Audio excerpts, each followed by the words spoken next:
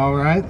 Okay. First you wrap some old rags around the faucet. Yeah, we use a white t-shirt rag. It's an old used white t-shirt. And Wrap it around tightly and then tape it on. tape it on with Duct tape. duct tape. Okay, and that's it. Yep. So explain why we wrap this. Oh, so that it doesn't get cold because there's some heat coming from the pipe inside the house.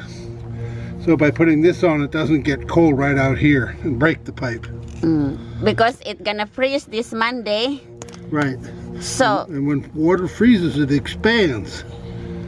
So it will break a pipe, even a steel pipe. yeah.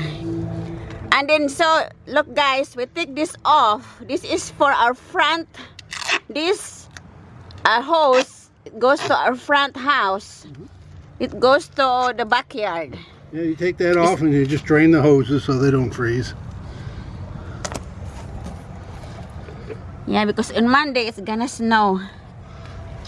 So this is how we take care and we protect our pipe.